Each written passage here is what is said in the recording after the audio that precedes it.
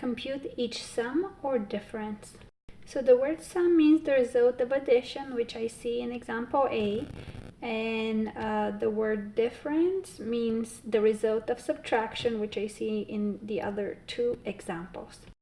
So in order to add or subtract fractions, we have a rule that we have to follow. So the rule is we need to have common, which means the same, denominators. So looking that these are the bottom numbers. So looking at example A, I'm gonna rewrite it. So I'm given 9 over 10 plus 7 over 9. So we're looking for the bottom numbers, and they are not common, they're not the same.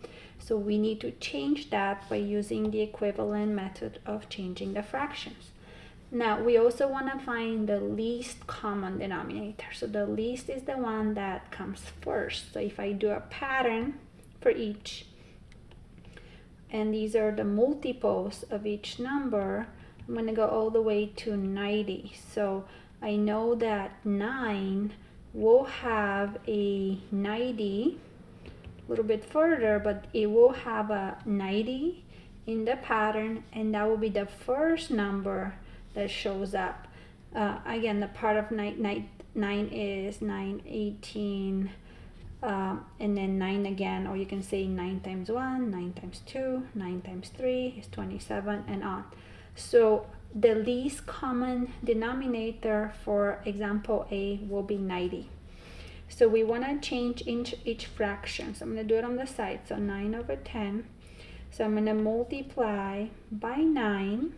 So my denominator will become 90. But what I do on the bottom, I do on the top. So that's our big one. So we're changing the look, but not the value.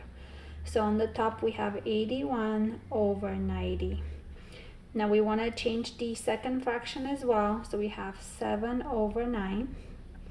To get to 90, we're going to multiply by 10 on top and bottom. And again, this is our big one. So go ahead and figure out what that number is, and then go back and substitute. So for the first fraction, instead of 9/10, we want to use the equivalent fraction of 81 over 90. And then for the second fraction, you're supposed to do it yourself. Remember, once we have the common denominator, then we keep that denominator, okay? And then we would add or subtract the top numbers. In this case, we have adding.